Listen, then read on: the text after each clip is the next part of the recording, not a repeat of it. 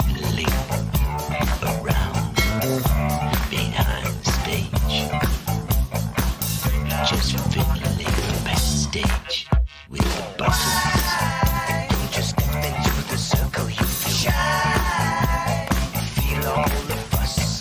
Why? When everybody's looking, don't you sigh? 'Cause you've mystified us. Relax, sit down. Coming out of PE town. Drink, find a shot. Never mind your liver, get to Gino Spot. Gino Spot! Get to Gino Spot. Gino Spot! Have a laugh, have a giggle, and exercise your middle. Have a Gino shot. Gino Shot! Get to Gino Spot. Gino Spot! Get to Gino Spot. Gino Spot! Have a laugh, have a giggle, and exercise your middle. Get to Gino Spot. Gino Spot!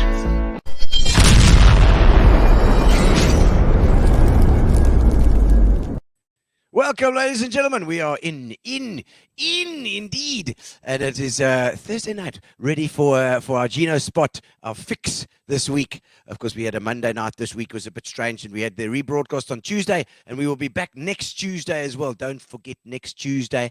In fact, the easy way to do it is just to subscribe to YouTube. Make sure that you subscribe to YouTube because it's the easiest way to watch Gino Spot. And then you can keep in touch with the Eastern Cape, ladies and gentlemen, if you want to. There we go, subscribe. Where my head is now, ladies and gentlemen, that's what you just do. So make sure you subscribe and then click the little bell so that you get reminded every time we have a Gino Spot.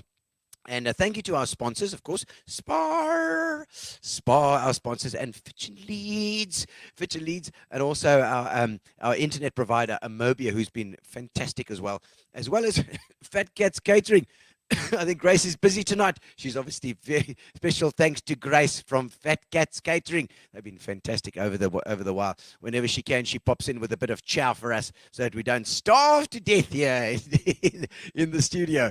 And tonight we've got Dave Emslie. Dave Emslie is in tonight, so don't miss out. In the next 5 minutes or so, we're going to be chatting to him. Camilla Ellis, how's it? Exhausted after having a cup of tea.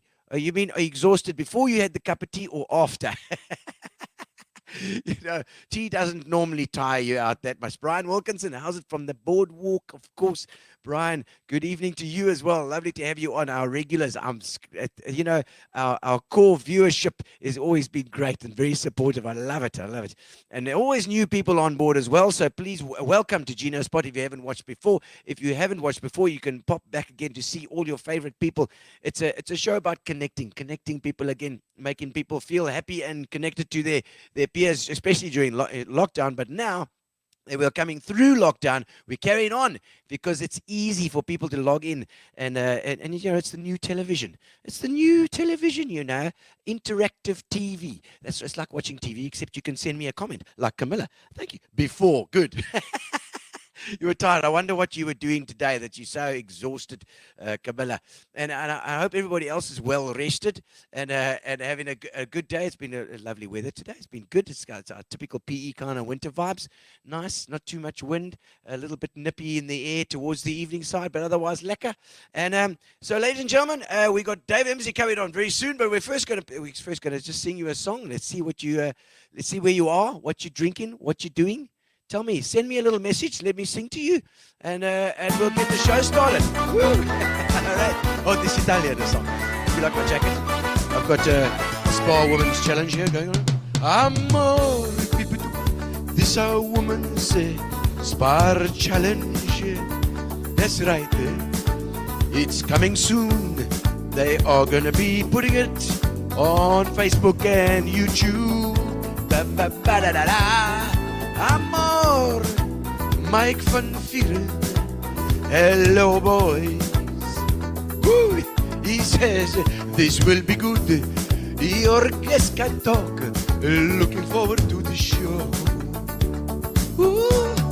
Sometimes I think that's so much love in me, so much love I could fill up this Quebec city.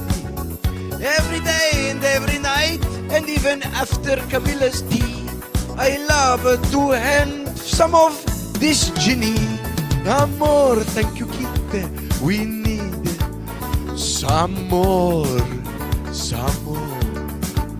That's right, the father of hippie cricket is on the stage. That's right, Dave Emslie. Amor, amor, amor. That's right. I touch you, you watch me. I sit there and go. All right, ladies and gentlemen, we're into Gino Spot indeed. We've had quite a week indeed on the internet. The internet has been bought now by Elon Musk. He paid 150 billion trillion rand for Twitter. And also we've had a couple of things on internet. If you've been on social media, all you've seen all day long is Johnny Depp and his crazy girlfriend, Amber Heard, I think her name is. I didn't really know who she was, but everybody knows who they are now. And I don't know how these guys survive. Does everybody have those kind of relationships? Because oh my word, there's just so much stuff going on there, and it seems like everything is it's just plastered from wall to wall. That court case is just all over the place. They talk about getting your dirty laundry out. And then, of course, and I saw today that the Antwoord, crazy oaks, and it looks like their lifestyle has finally caught up with them. It looks like they've been up for child abuse stories or something. I don't know. There's a whole lot of stuff going on. They've been kind of cancelled, and they're not allowed at festivals and stuff. So there's one South African bunch that were overseas doing really well that have sort of burnt out and fizzled out now, and it looks like Elon Musk is on his way up with all that 640 billion rand or something. I think it was that. I don't know if anybody's got the exact amount, but my word, it's a lot of money. If you consider that 1 billion rand, I think, was donated for our 350 rands a month for 2 years for everybody in the country, we could do with a bit of 640 billion. Maybe he's got another bit that he can send back home to Benoni or wherever he comes from. I don't even know. Keith Clark, how's it, man? Lookout deck in Plet. Excellent, Keith. We're punting here with you. We're punting here. But as you can see, I don't know if you can see how much is left here, Keith. It's not a lot left there. Dave's having a laugh here as well. Good vibes indeed. Ladies and gentlemen, let's get going with our guest. With no further ado, let's get Dave Emslie in the house.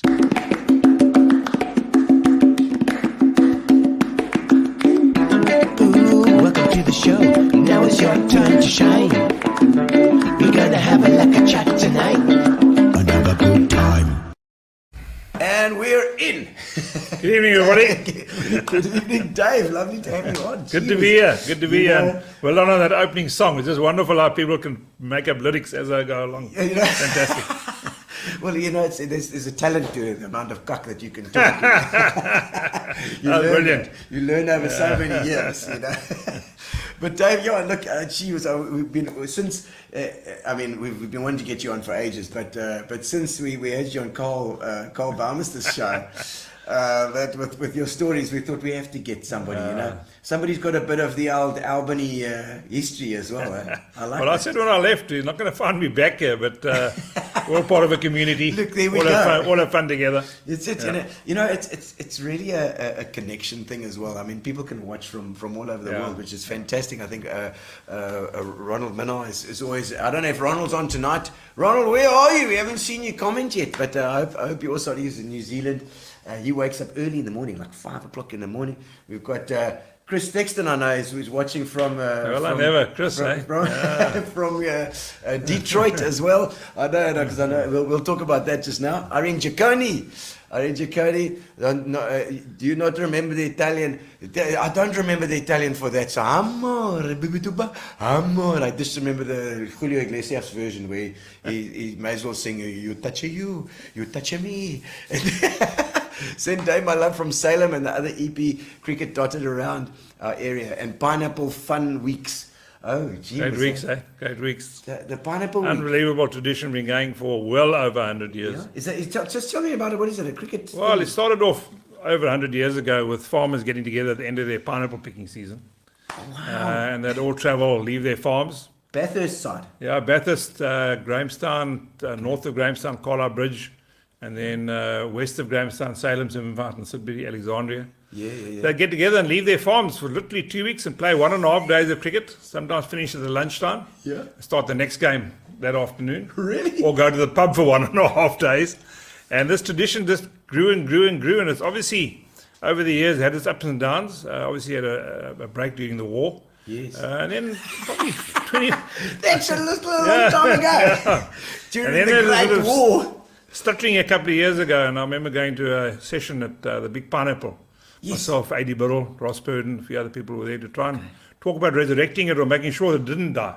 Yes. And we hit upon the idea of prizes in the evening and a big tent and music and inviting more teams to it and creating a festival section and a serious section. Okay. And lo and behold, it's never been stronger. Really, eh? Never been stronger. It's Still going. magnificently organised. They take turns in being a chairman. I think David Duncan is a chairman this year. But they seem to turn around significant leaders of the community to be chairman of the Pineapple Week, which they don't call a Pineapple Week, by the way. Oh, what do they It's call a it? nickname. It's Central Albany and Bathurst Cricket League. You gotta Cricket love that. championship, That's yeah. so Eastern Cape. Yeah. It's like something that's properly Eastern Cape. So Over, you say 120 years. Yeah, easy 120 years. I remember they had their centenary a good 20 years ago, and just played in such good spirit. The A section is still very strong. Okay. They play very competitively, and to win the tournament, they call it the tournament actually. Yeah, okay. The tournament is big in their lives, and they play seriously.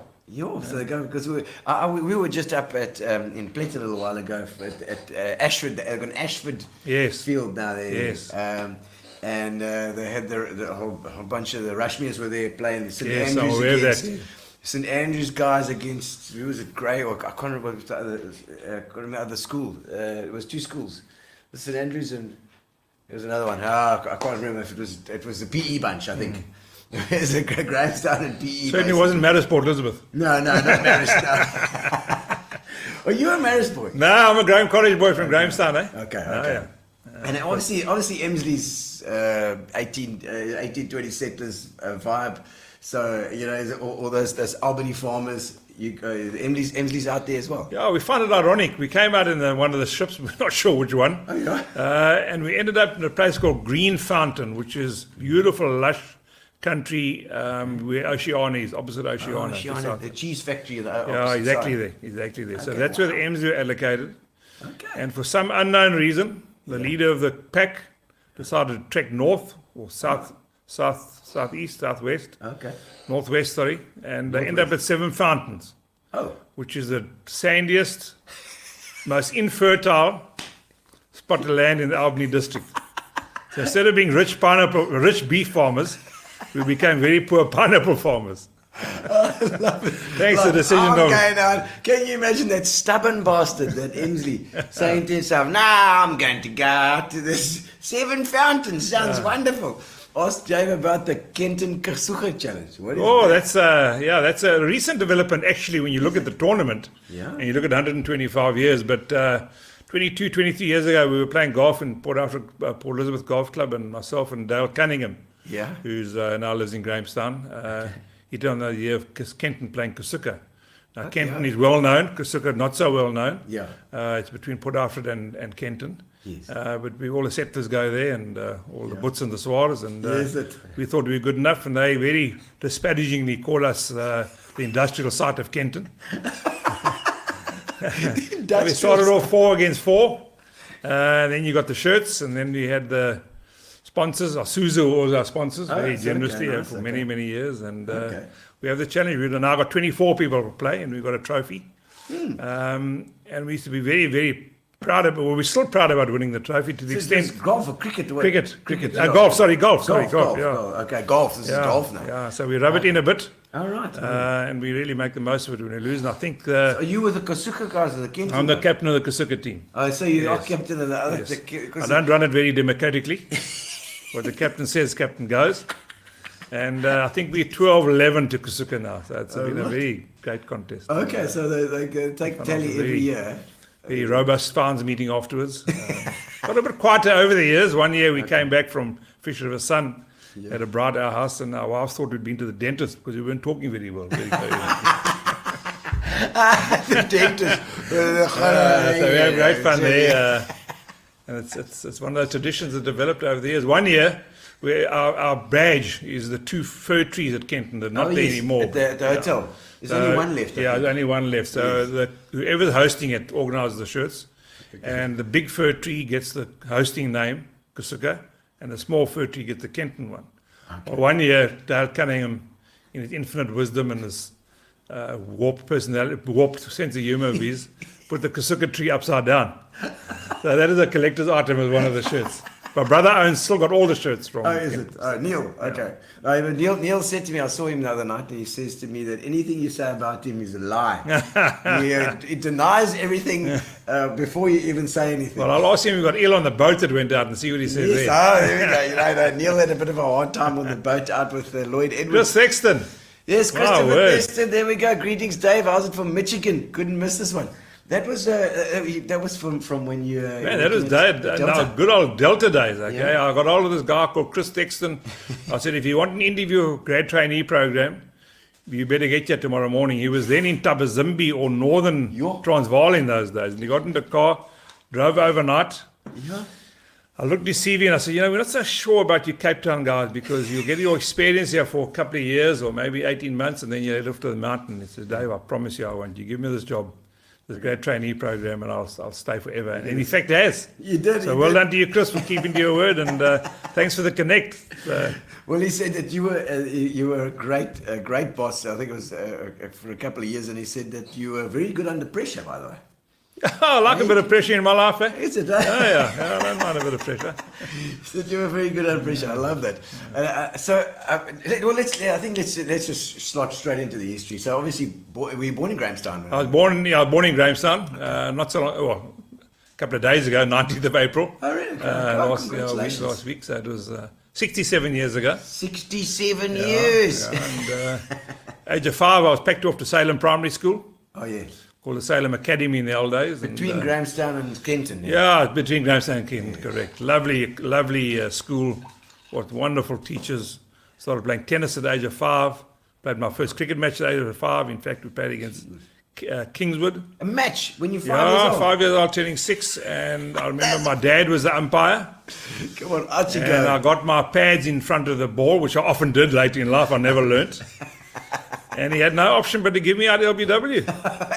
So there I was, 5 years old. LBW. I hadn't scored a run. Oh, no. And I got given out LBW. And about 5 minutes later, the umpires got together. Yeah. And they decided that it was a bit harsh giving 5-year-olds out LBW. And they decided for that game they wouldn't have an LBW rule, but they never called me back to play with that. Damn them. And you have never forgotten that. No, I never forgotten Never that. No, forgotten. then the next match I played, Salem again, same season. Yeah. Played against Shaw Park Primary School. Shaw Park. Yeah, and there's Where a guy, were they Shaw from? Park is sort of near Bathurst. Oh, okay. Good So school. in the area. Yeah, and I had a friend called Mark Francis. He wasn't my friend then, but we became great tennis friends. And he was a lobber. Oh, right. He used to lob the ball. The spin bowling. Have you heard the story of Spedigue? Have you heard of Spedigue's lobber? No, what's a Spedigue was a eccentric Englishman. Yeah. He used to live in the forest in a hut. Oh. And he'd turn out for his team, his village team, 4th team every Saturday. Yeah. And he had this vision or his desire to bowl a ball so high that it landed on the top of the stumps. Spedigue in his spare time, of which he had a lot, used to retreat into the forest with a piece of rope, and it worked out the angle of the ball and how high the rope must be, and it worked out his 22 yards. And he would practice lobbing the ball over the rope onto the top of the stumps. And lo and behold, history will tell you, urban legend, I guess, Yes. that the first ball for the bowl for his village team, he did exactly what he had aimed to do. He got a batsman out bowled with the ball going over his head onto the top of his stumps. So as I say in the classics, I digress. And Mark Francis was a lobber. All right. So you were trying to get that And I Spedigue thought, story. well, I can at least I can cope with this guy because he didn't bowl very fast. Okay. But, he lobbed my first ball, and I think I might have tapped it away. And I remember lobbing this. He lobbed the second ball, and it bowled me. Tails hardly fell off because it was so soft. I was absolutely devastated. I mean, that's 62 years ago. I remember an old fellow there, Uncle Colin Purden, coming to me and saying, don't worry, he'll be a much better cricketer than he'll ever be. And I just couldn't accept it. I just scored 2 ducks in a row. I mean, like Your second game as well. like a pattern of my life, unfortunately. So I went off, and Mark Francis and I eventually became great mates, and we're still mates, and we played a lot of tennis together. We were quite a... Whereabouts at tennis? we both went to Graham. Okay. Yeah, Graham both went to Graham. And there's Ross Purden, that's his uncle. Ross, there we go. His uncle Colin Purden is the one that came and gave me some love and attention when I was distressed in the Shaw Park changing room. Oh, lovely. Okay, Duncan Brown's there as well, saying, how's it? My Good first cricketer. cricket coach. Good cricketer. Yeah. Left-hand bat. Yeah, left-hander. Yeah, well, he also says I was a lobber. Chris Kennedy, yes. Yeah, I was the captain of Warmer with Chris. Okay. And very often we couldn't, because of Barmester and those guys' inability to get wickets, I would come on and bowl lobbers. Because of and fires. Yeah, I never got on the top of the stumps, but I got a few batsmen out. I got David Brickett out one day. Oh, really? Yeah. I was thinking of getting him on the show as well. Yeah. So, See, he's yeah, quite a controversial character. I was a lobber. Yeah, Dave was an interesting guy. He was a good number 7 batsman, very good bowler. Famous story about him playing at the Wanderers. Yeah. And Graham Pollock, and then we're just pulling us apart. Oh. And the new ball was due, and that was Dave Brickett's duty to bowl the new ball. And but his figures were 0 for 89. Okay. So Dave Brickett said to the captain, I think it was Gavin Carley at the time, he said, Gavin, I need to go off to the toilet. I think the story might have been told on your show before. No, didn't So he said, well, go off, Brickett, you're going to bowl soon. Okay. So Brickett goes off and he comes back onto the field quite a while later. Yeah. So Gavin says, Brickett, he has the ball. So I can't bowl, Gavin. He says, why? So I put my tackies on, my plimsolls, I call them. Plimsolls. So Gavin says, what do you do that for? So look at the scoreboard. I've gone 0 for 89. I've never gone for 100 in my life, so I ain't bowling today. He said, no way. But I'm pretty sure that Fives told that story on the show. Oh, gosh. So excuse me, Brickers, for bringing it up again. Oh, man, well, maybe I was good. Somebody can tag Brickers in this as well. Andrew Emslie saying, Yeah. That's it. You still can only push and prod it around. All I needed to do, Eh? all I needed Push to do, and you prod. remember playing in Port Alfred, Gusher? You and Anton were playing for Seven Fountains. I was playing for a invitation team, and you said I couldn't make runs. And 100 runs later, Oh, really? I took my cap off to you and said, it wasn't bad for pushing and prodding, eh?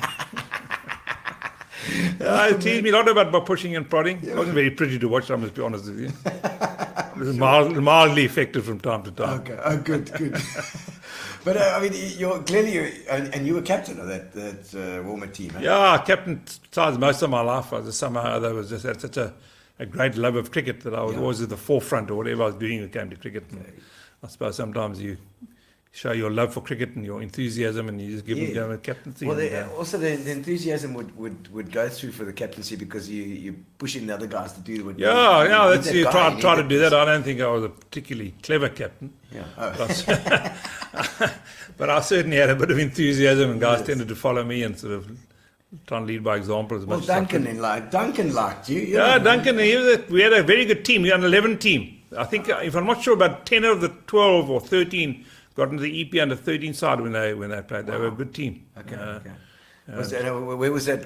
At Grey Junior. Yeah, I taught at Grey Junior. You teach at Grey. So you came through. You were at school then at Salem, then high school. At I went to Graham, and I left Graham in 1973. 100 years next year. 150 years next year. Graham's centenary, and my 50 Yes, not yours. And then I went on to Croftnet Teachers College for 3 years, and had the most glorious experience there. The sport. Okay. Croftnet? Yeah, the work in the classroom wasn't overly demanding, although my results wouldn't always support that.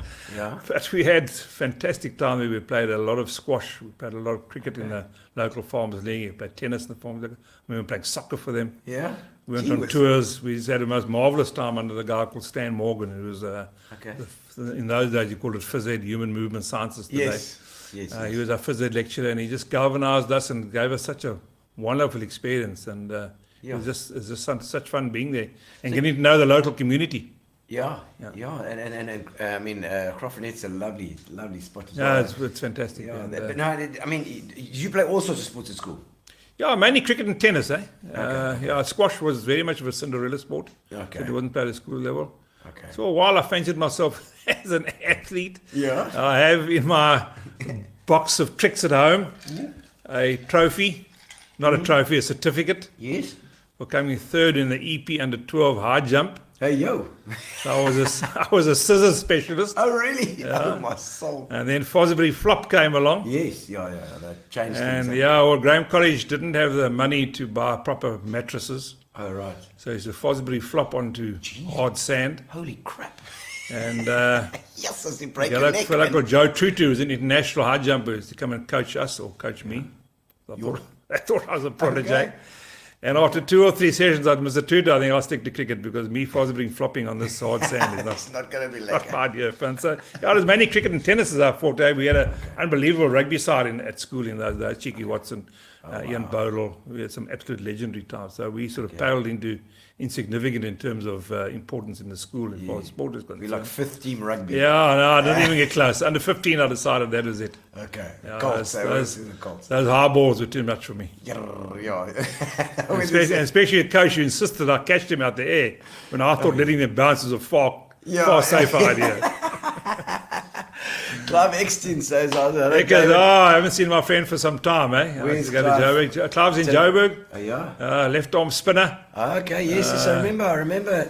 EP's Yeah, he shares a love of the game with me, and we talk cricket all the time. And we used to see a lot of him when he was at Cricket South Africa, and I was at EP Cricket or the Warriors. Yeah. And we often connect. We haven't done for a little while, maybe a bit too busy. You got a hectic, story so about Clive?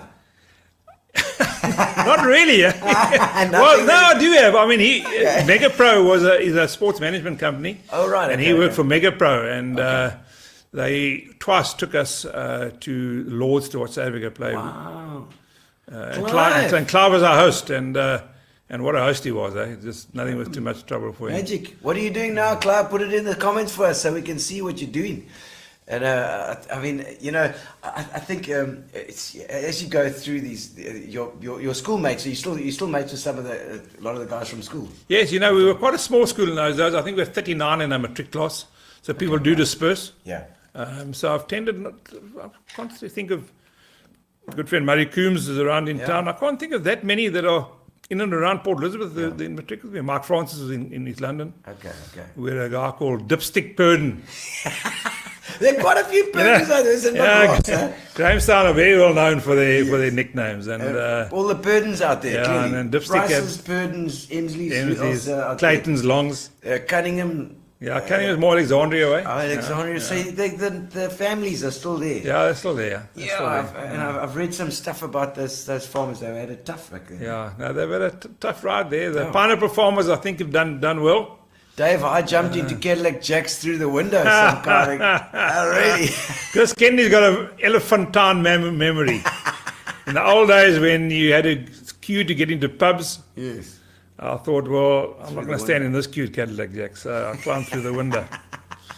And to be held he wasn't a bouncer, he was the owner. Yeah. And he said, what are you getting through the window? You get into the queue, and he realized who I was. And I taught him in Santa 3 grade junior. I'm too old for this cuck. I think it might have been Jonathan Bishop, I'm not too certain. Okay. So I was let into Cadillac Jacks through the window. Oh, classic. I love it. And okay, so let's see that from the thing. Did you always know you were going to do teaching? Did you always? Teaching. Yes, I always thought the teaching was going to be my forte. Even when I was at school, I used to take the youngsters for tennis, and I just had a feel for that sort of thing. And that generation is it your generation that like it was like teachers, nurses, doctors. Yeah, and I wasn't certainly going to be a doctor or a professor or a lawyer. My brain power didn't allow for that. And teaching. My mom was a teacher. My grandmother was a teacher. All right. So there's a lot of teaching there, and I think my personality suited it, and especially primary school. Yeah. So I like those little kids. I still love them. Still absolutely love them.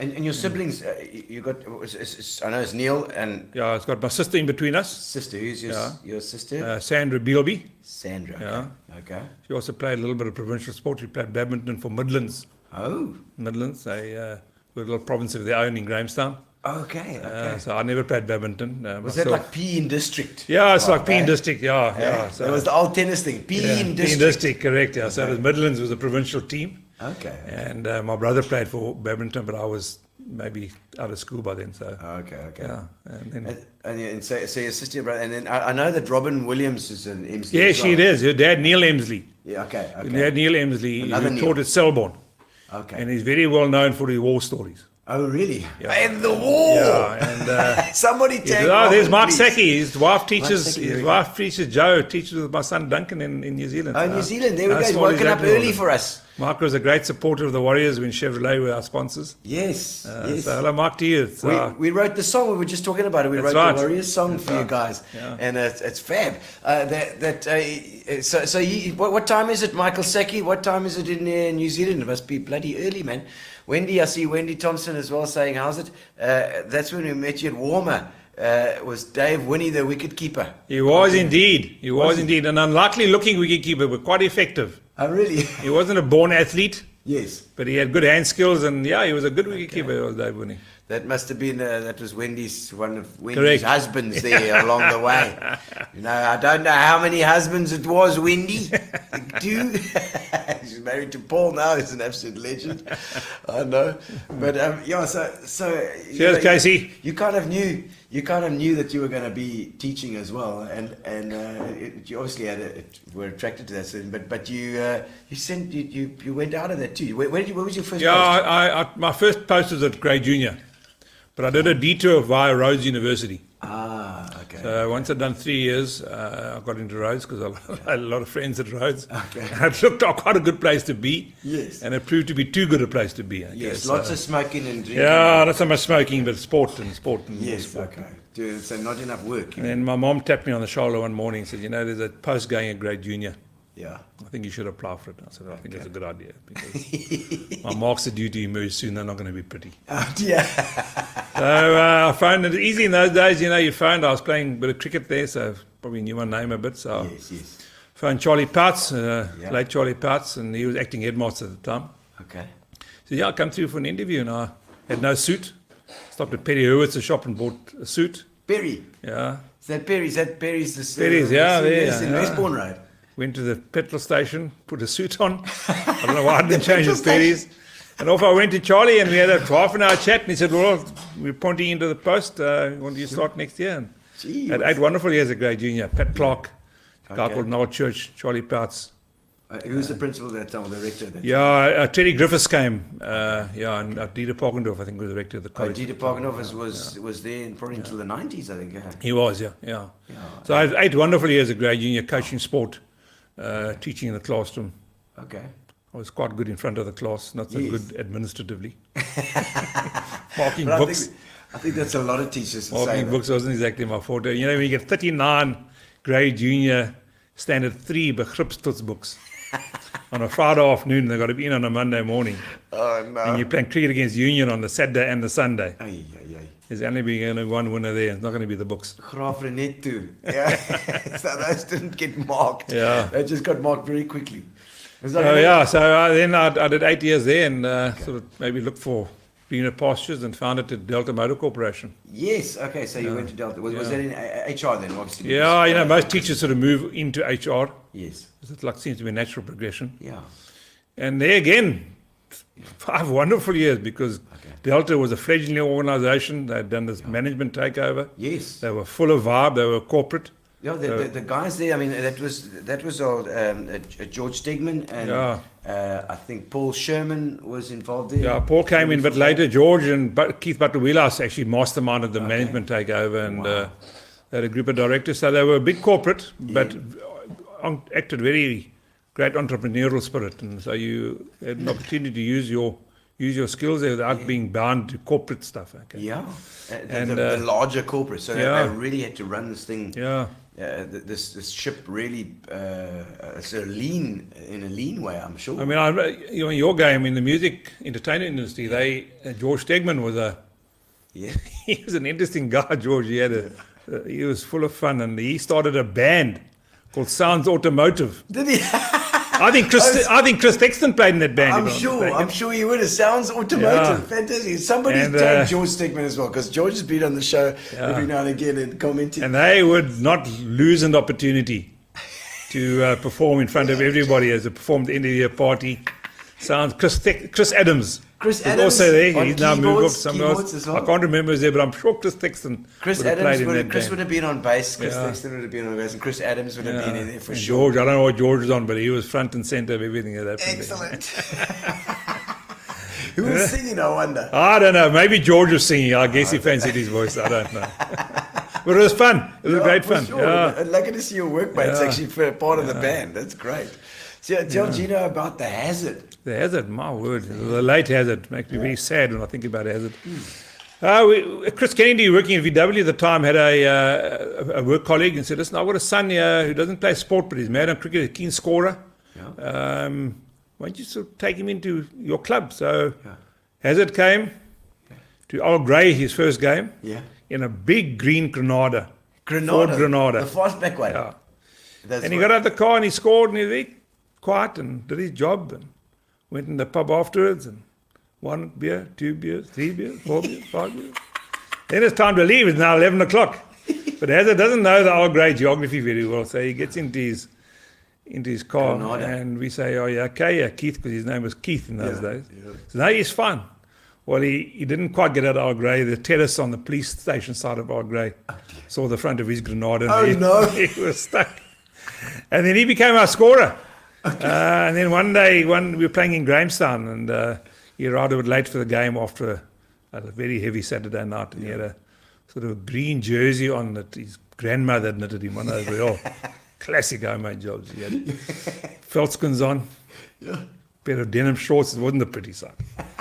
And somebody said, well, there's a Hazard coming across the field.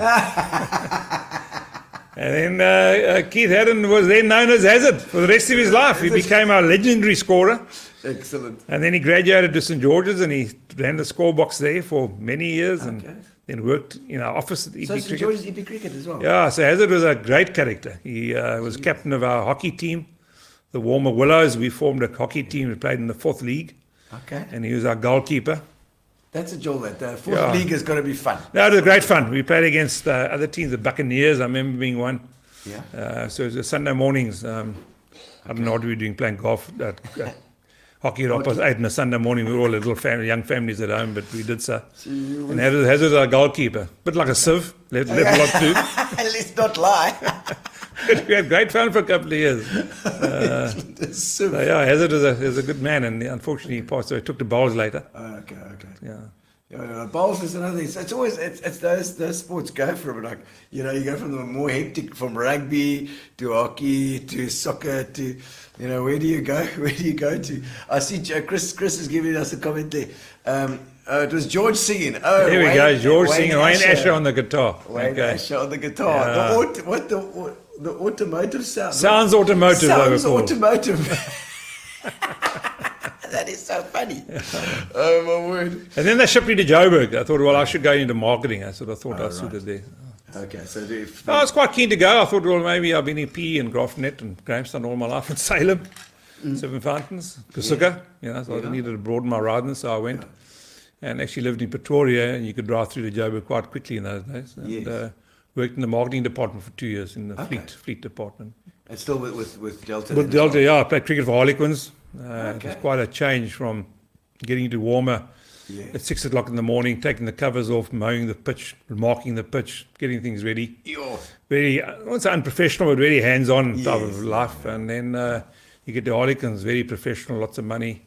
Okay. I got there my first Saturday early to take the cover off, and I got chewed out by the groundsman because that's his job. And he will hand the field over to me at 9 o'clock, where I didn't know what to do with myself from 6 in the morning to 9 in the morning. So I had 2 years at Harlequins. That was great fun. I enjoyed it. The pitch was a lot easier to bat on there. Yeah. Happened to score a few runs. And you play against Womo from Harlequins? No, we didn't actually. No, we didn't. No, we never got that far. But the club scene was huge in those days. It was strong, eh? It was particularly strong. And just like every club has ups and downs. Had a club called Oostlikkers there. A guy called Ferreira. His first name, Oostlikkers. He had a bit of money, and he bought a team. Okay. When we played Westlickers, you played virtually against the then called Northern Transvaal team. Oh my word. Okay. Vinnig Fani, Tertius Bosch, Gerben Grobler, who passed away. Yo. That is good side. So cricket was quite tough. We used to play Saturdays and Sundays. No lobs there. No lobbing there, I'm afraid. No lobbing there. Okay, so then after that, I mean, you're with the cricket. I mean, obviously you went into cricket. You EP cricket as well. Yeah, it was fortuitous, you know. I Was that from Delta straight into? yeah, they dragged me along on a Saturday one day when I was working for Delta. Yeah. We were supposed to play Harlequins. We were playing in a final of a limited overs competition. I'm captain. I've been working towards this for a year or so. So we get the final. I know we can win the final because we're playing against a weakish team. And I get news from my boss there at Malcolm Gould at Delta that I've got to go along to a motor rally in Velkom. Okay. Oof. Yes. Do I really have to do this? Yeah. a rally. So what, in marketing, this is how things work. Spanner Alley there. So they picked me up at some ungodly hour. He's motored through from Joburg to Velkom. 35 degrees heat. Ooh. There's not a tree in sight. Oh no. Wrought iron scaffolding. Okay. Not a pub in sight. Oh, just like. Got home that evening to about 10 o'clock with a spitting headache, saying to my wife, I think that might be the end of my days in the motor industry. And I happened to bump into my friend Flip Porkida, who... Flippy. Yeah, Flippy, who lives just around the corner here. Yeah. Just here, you say. I said, you know, I'm okay in Joburg, I'm fine. But if anything going into EB cricket, I'd be very keen. Okay. So, you know, we had a Bosparade at Koreka Game Reserve, Rushmere's place. Yes. And we decided we really wanted a cricketing guy to be our CEO. Okay. And your name is mentioned, and it was assumed that you'd gone to Joburg and wouldn't come back. So I said, no, well, test me out. And 4 months later, I was back in Port Elizabeth. Wow. EP Cricket CEO. Well, I wasn't the CEO initially. They sort of tested me out first for a couple of months. And I started this roller coaster it lasted for 20 years, and it was just the most wonderful experience you can imagine. Eh? Yeah. It wasn't all plain sailing. There was some Yeah. serious boardroom battles from time to time. I'm sure. And they built things very much from the bottom up. It is just after unity. Okay. So there was a lot of work to be done in terms of transformation and making sure we were running an exclusive business. Yeah. Worked a lot with Ali Bacher, who was the most unbelievable leader. You know, most leaders you think are charismatic, out there type of leaders. Yeah. But he was non-charismatic, but a powerful leader who would galvanize you and really work in the same direction. So it was a massive learning experience working with him and building a team at St. George's, not only on the field, but off the field. And that's where I learned if you get the right people in the right place, you're okay. For EP as well. So I mean, it just maybe take us through that job. And what was your average day like? What did you do?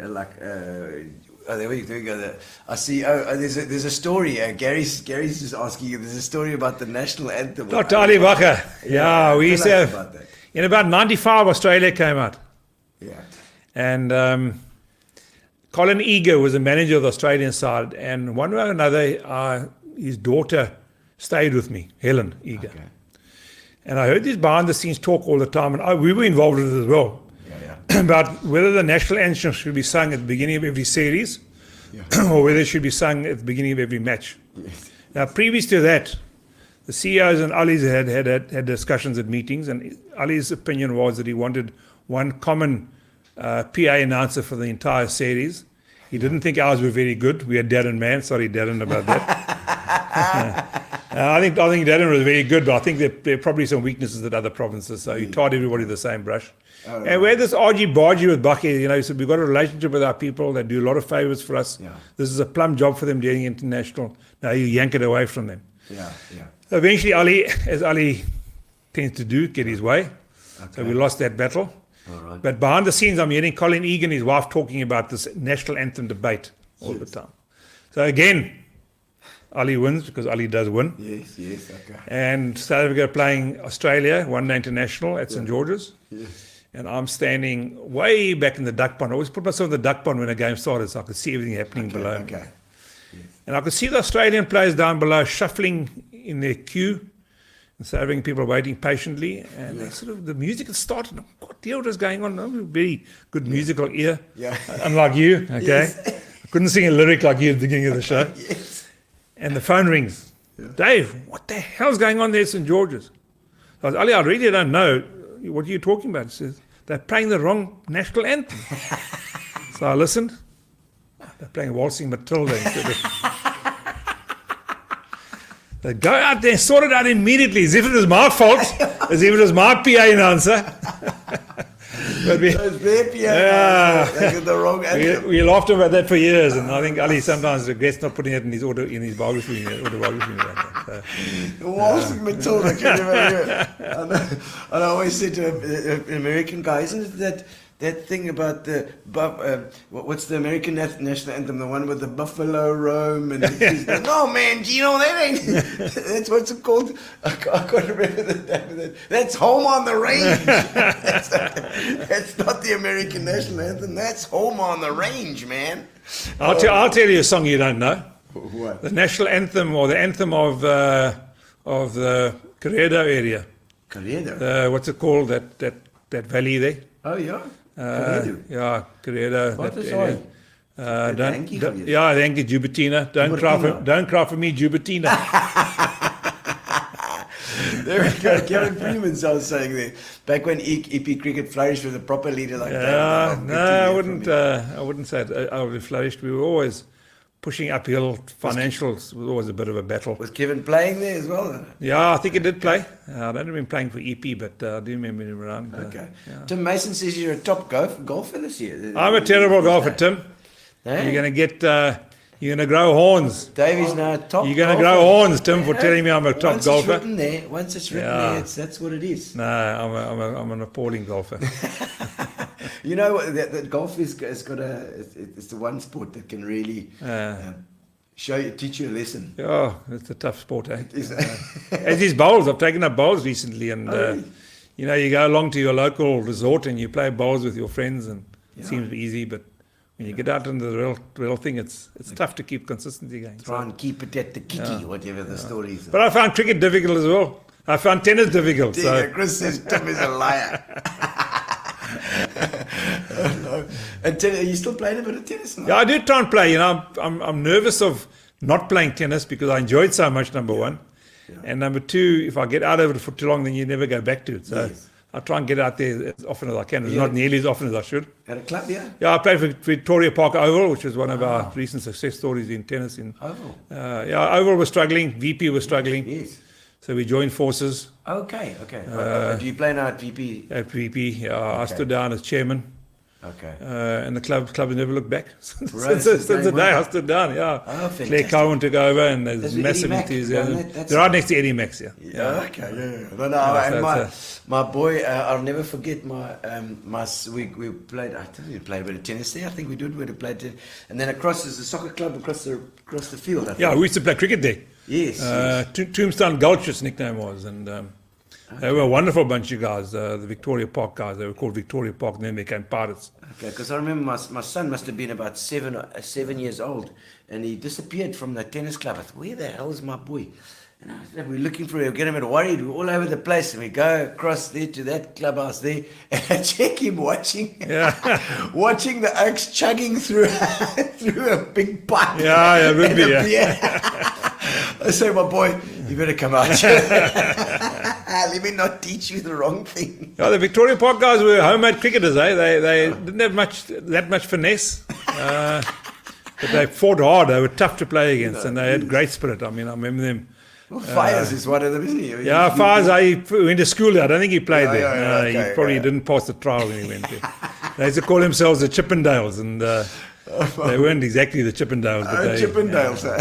And I remember them arriving at Walmart one day, pre-liberation days, or not political liberation, Yeah. social liberation. They said, I've got this wonderful washing machine catalogue they must look at. Yeah. And so we all got in the changing room, looked at the washing machine catalogue, was actually the inside of a Playboy magazine, which was actually banned in those days. Oh, dear. I'm sure.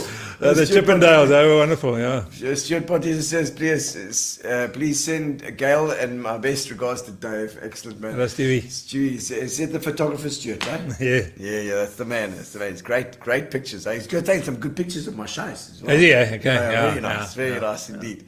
Okay, so, I mean, you've got any stories about EP cricket? I mean, they're always... No, we just had, we had to start at the beginning because had the management side of EP cricket hadn't had much attention because unity had taken place and everyone was trying to settle down. So my job is to try and build that team. Yeah. And slowly but surely, some people left and replaced them with good people. And we were sort of quite well known for having by far the best stadium management team around the country. The right people in the right places. Yeah. People like Andrew McLean, Percy. Yeah. A.D. Carter, who is now still a groundsman at St. George's, does a wonderful job there. Okay. He arrived there as an intern. He needed to do 6 months prac.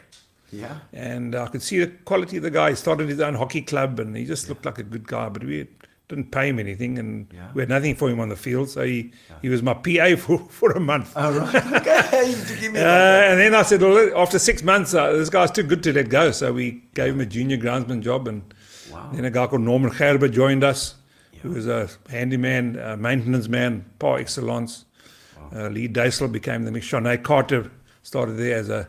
Lee Dysel, somebody tag Lee, please. I remember when Lee was still involved there. Shanae Carter came as a receptionist, graduated to my PA, and we famously worked together for 10 years, and then she became a very senior person there, running all our facilities and our suites, and Lindsay Stevens, the names are too many to mention. Then on the amateur cricket side, Torno Malay, a guy whom I'd known for a long time, and remains a friend of mine. Headed up the amateur cricket, and of course A.D. Burrell on the coaching side. Headed that up, and then Mr. Russell Domingo came along. I remember Russell as well. Yeah, very bouncy Russell was in those days, and he asked for a job, and I said, well, Russell, I got no job, but I can give you a job that will pay you per hour. Okay. So we'll pay you per hour, and when I looked after about 6 months, I said, well, there's only one loser here, because Russell's coaching so effectively and so well. His hours are off the chart. Okay.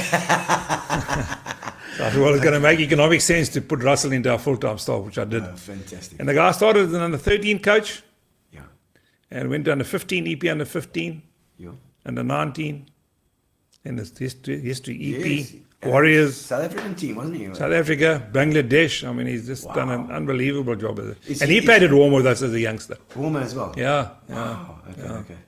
So is he gone across to Bangladesh? Is he doing that IPL stuff? No, he's not doing IPL. Bangladesh keeps him busy. Oh, okay. So there's not much time to do IPL. Now. Yeah, he's actually at home at the moment. Okay. But he's due to go quite soon. They that's quite nicely against us here and there because Russell knows all the flipping, all the under. And there's Lee loving the stories there. Well, Russell will tell you that he had COVID for the test match in Port Elizabeth. Oh, okay, wow. And the team did exceptionally badly. Oh, and of course, the reason is sick. Didn't have a coach. Didn't have a coach then. Then, of course, we had another great character at St. George's called Nicholas Maidwell. He's a young man, about 45 now, 46, Down syndrome young man. Okay. And he used to live across the road from us. Yes.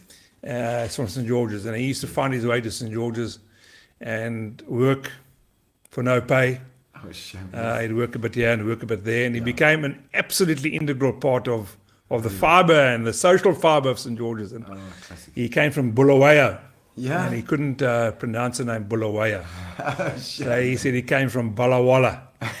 So to this day, he's our friend. I mean, he's our friend, Balawala, and he's a great character. And classic. We'll give the team two talks. There's some prop. I mean, and St. George's Pop has got the band as well. Is the band part of this? The whole thing? I might have even I certainly didn't create the band. I would have inherited the band. Yeah. And they were good. They weren't high maintenance. We never paid anything. We used to give them a lunch meal, a ticket, and some cool drink afterwards. And I think they've given us something special. Absolutely. It does sometimes get under some people's skin. Sit at home, watch it on TV. I say, there goes the band. But certainly, I mean, one of my memories, of my many memories in St. George's, is sort of late on a Sunday afternoon, a day game, South Africa winning. Yeah. People, the crowd's excited. They've had a lot of Castle Corner. Yeah. And the band strikes up and sings the national anthem. I mean, it's like seriously stirring. So they've done a great job there, and good luck to them for keep going. No, absolutely. I'm sure that they're proud of it because, man, every game they have there, they you know, especially now in the days of TV and the whole thing, getting their whole their music out there. Yeah, They love it. I'm no, sure. they love it. No, they're great characters, and I see some of them are still there. I remember going there. Ollie was very intrigued by them, and he took us in amongst them with Rolf Meyer just after Yes, Unity. Rolf Meyer, yes. Yeah, Rolf was a big personality in those days. Yes, and oh really? went and sat with the band, and Yes, so. But yeah, I mean, it does, and I'm sure there's generations of people that have been in that band as well. yeah, you think so? Band they're part of a church group, Okay. or conglomerate of churches. Okay. And I'm sure there has been turnover. There must have been turnover. Yeah. But the core group stayed there for a long time. Eh? Yeah, Stayed there for a long time. That always make an appointment before the season to come and confirm that they're still welcome. And Okay. obviously they were. Oh, they make a Yeah. meeting every No, year. they were very good. Very good indeed. Oh, yeah. brilliant! I Yeah. love it. I absolutely love it. And Lee, you know, and we were just talking about the fact that we did that Warriors song for you guys when the Warriors were first came with the name and the whole thing. And I presume that was the IPL that got that going. It was Chevrolet sponsorship. Okay. Yeah. Lee, you know, when you employ people, you want them to live the job. Yeah. And we're so fortunate that so many people did live the job. In fact, almost everybody did. Yeah. And Lee was one of those. And she, Yeah. from being sort of the cricket secretary type of thing, she became in charge of professional cricket administration and promotions. And then she became stadium promotions and did a great job. She comes from a historical background, actually, monuments and museums of the background in Kimberley. Really? Yeah. Kimberley, is that right? Lee, they still cheese like. Kimberley. So, know that. so she lived the process, and we spent many hours together Yeah. scheming, talking warrior stuff, and Yeah. traveling to East London a lot. And Okay. I had a bit of a rule. The Buffaloes. Yeah, if you travel to East London, either there or on the way back, we had to have a bit of fun somewhere. Okay. So if it was sort of maybe now and again stopping to a bottle store and then popping into Kusuka and having a drink Having a there, dop or there, something, stopping at Kids Beach and having a lunch, or Nice. do something a little bit out of the ordinary, which was great fun, and Oh, that's good. sort of gave it a sense I of see Gavin perspective. Loon is up here. He says, Gavin Loon, my junior class school yeah, teacher. my biggest failure, I'm afraid. Still can't get closer. He was part of that team. He was part of that under 11 team that played. Yes. Oh, is it? And of the 10, I saw Duncan put on there early on, Yes. played in the EP school. Well, Gavin that was would have that. been my year at school. Eh? Gavin was a left-hand bat. Yeah. He went on to play good club cricket, played a bit of provincial cricket. Okay, He nicknamed himself Botham, Oh, really? Botham, left-handed Botham. Gavin, you're talking about it. Gavin. Yeah, okay. I Quite didn't know sure. that, Gav. Not quite sure was it justified, but sounded good at the time. Well, certainly with the ladies. Oh, my word. And so, okay, so, I mean, any stories that you can remember about because Gary is saying earlier, he wants to know about anything that people watching wouldn't know about that would happen back in the changing rooms or where, you know. Yeah, I just sort of keep myself out of the change rooms quite a lot because once the game started, it wasn't really part of my scene. I don't think. Oh, we had some light scares, eh? We had some light scares. I mean, Light scares? the floodlights. Oh, right. Yeah, that is always. We were always on the edge always on the edge. Yeah. And the Warriors played not so long ago. They played the Free State team. They changed their names a bit. Okay. They were called the Eagles then. Yeah. And we needed to win that game to get through to the final, which meant we would go to India to play in the Champions League. So it was big. Okay. And the lights went out. Oh, man. David Callahan walked past the front of the president's suite. Yeah. Said, Dave, your light's on fire, it's smoking. Callahan's a bit of a prankster, eh? Yeah. So I didn't try to ignore him a little bit, but I looked in there, the smoke was coming out. Oh, yes. Like, So we got all of our maintenance electrician. We always have people on site. yes. And he was on the other side of the duck pond. Yeah. We had to get across the way. Then my late brother-in-law, Trevor Bealby, happened to be our guest in the president's suite, and he's an electrician. So Trevor, better come and look. They came and looked, shone a torch in. And as that had happened, the maintenance guy, our electrician, arrived. Yeah. So Trevor said, give me your clippers. I need to cut this thing out. I said, how can you cut a wire when the bloody thing's on fire? I mean, it doesn't make sense. Cut a long story short, he cut a part out. I don't know what the part was. Bypassed it, and the lights came back on. Oh, my soul. And in fact, that part he cut out was taken by one of our suite owners, Philip Putziger. Yes. Put in a frame and put it in his suite. Did he? We also had that same test series against Australia where Colin Eager was the manager. Yes. And Colin Eager was a particular old guy. He was an umpire, an ex-umpire. And he would, the first day of the test match, we got out. You got to take the cover off 3 hours before the start of play. Yeah. No, not shorter or longer than that. Okay. And we got it about 10 minutes late. You know, you're relying on public transport, doesn't always work perfectly. Yeah. And Colin Eager was there and he saw we taking the cover off late and thought we were trying to give South Africa an unfair advantage. So he was a bit of a thorn in our flesh there. So he therefore made a habit every day of coming there and snooping around at 6 o'clock in the morning to see us taking our cover off. So on the Saturday, the game starts on the Thursday, Friday, Saturday. It's a good test match. Yeah. And it starts raining at about 10, 11. And I sort of think in the back of my mind, we put covers on for years. We practiced it. We put covers on. We watered the covers to see if they don't leak. Yeah. I think we should be okay. So I get to the ground the next morning at about 6 o'clock, which was sort of my habit to get to the ground early during a test match. And Andrew McLean walks off the field, Percy, as we all know. Yeah. And he was ashen-faced. He really was. I said, Percy, what's going on with you? He said, Dave, I can't tell you, but you got to get around the corner before I tell you. I had a hunch last night at about 11:30 that the covers were leaking. I mean, he had no indication, so he went and walked on the covers and there he felt a squelch on the pitch. So you don't, I mean, to take the cover off and work on a pitch during a test match is just not done. But a bit of a rock and a hard place. Yeah. So they pulled the covers off and there it was, a water patch just on the length. So Mr. Norman Gerber stayed on the premises. He was a MacGyver. He just can do anything. And a guy called Dave Atherton, who's also a MacGyver. Yeah. They then cut two 44-gallon drums together, apart, soldered elements, heating elements into there, and they heated this pitch back to dryness. Holy crap. And normally you'd think it would leave a watermark, Yes. but it didn't. Cover back on. To this day, Colin Eager, I wouldn't think he's still alive. Yeah. Colin Eager doesn't know. And only now the Gino Spot audience knows. Gino Spot first. That Australia test, so they put the barrels on and it heated the Heated the thing.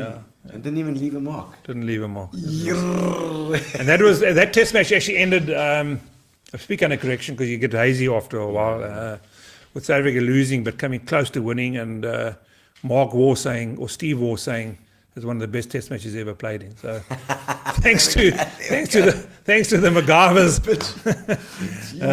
we got a test underway there. Oh no, that is so, and you don't know these things are happening. Everything is on a knife edge, like you say. It can be anything go wrong any minute. Our patrons, our spectators, our suite owners are always good fun. Yeah. One particular guy who's well known has left Port Elizabeth now, but I can't mention his name. It wouldn't be fair. He's a very excitable sort of guy. Yeah. And he had imbibed overly during one day international Little too much. night game. We couldn't get him off.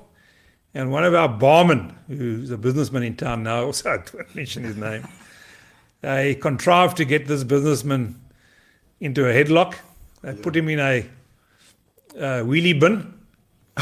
Wheelie binned him into the lift and wheelie binned him out of the stadium, and there he was left at the front gate in a wheelie bin. Oh my word! How to get them out quickly? Yeah, so we had there were fires. There we go. Thanks for such a solid fatherly figure when you are EP captain. You have to look after 10 other adults. Most of you behave like kids, especially while on tour. I think at some wild tours. I think he's their statements. I don't know if I was a fatherly figure. Yeah. Probably reasonably sensible on occasions. Slightly older. But I think Fire's got it wrong. There's 10 other adults, all of whom behaved like kids. Yes. But Fire's, we had a great time with Michael von Furen. I remember going to Grahamstown playing a game against Border. Yeah. And him and the Reeds went out. Yeah. And they got into a dark, dingy pub in Grahamstown. And Mark was nearly beaten up. And he sort of took offense to it. And Mark's got receding hairline. Yes. And I said, hey, Van Vuren, you just look like a base bat, man. You just shut up and get out of this pub, man. You look like a base bat. A base bat. There we go. Heading to a dingy Oh, pub in yeah. India with Ah, Dave and Alvin Reeves. Oh my word! Yeah. Alvin was my head boy, by the way. He was That was a your head VP, boy, he was eh? Head boy at VP. Yeah. And with our Were private there only security two of you in the class in those days? You deputy. and they didn't have much to pick from at VP. With our private security officer in tow during the Champions League, trying to cross an insanely busy road at 2 a.m. to drink a strange beer. Yeah, I like adventures, eh? I like adventures. Especially your team just won. Yeah. And life sounds good. Was that in India? In India, in Bangalore. with the And Warriors? we were living in a 7-star hotel, actually.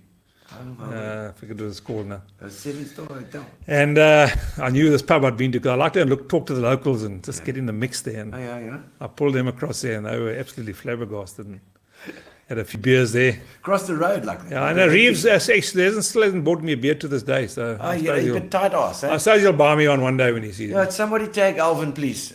We need to tag Alvin Reeves here because he needs to know, he needs to buy Dave a beer. Chris, can you tell us about the MMT? What's the MMT? Ah, my word. Yeah, a couple of years ago, I mean, long time ago, 15, maybe 16, I'm not sure how long ago it was. We conceived the idea of take 10 of us going on a road trip around the Eastern Cape.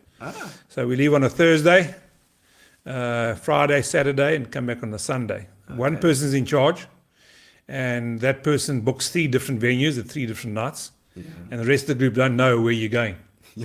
That's called the Magical Mystery Tour. I see.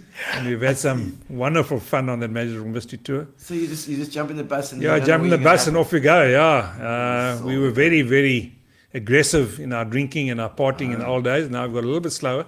Yeah, in those days, there was no press, there wasn't any social media. There was nothing, a eh? lot more freedom like that, I suppose. And then we went into a shop, one of these funny shops called Adult World, and bought a sort of a hat that sort of fits around your head without a head and made of 2 boobs. So we have this tradition where somebody who screws up on the day gets what we call the tit hat. And that person's got to unashamedly For the day. wear that tit hat the next day. Doesn't matter where you go. Okay. You see the reaction of children and old people when I'm you wear sure. that hat. I'm sure. You write the name inside, and for some obscure reason, my name seems to be there more than most. Oh, dear.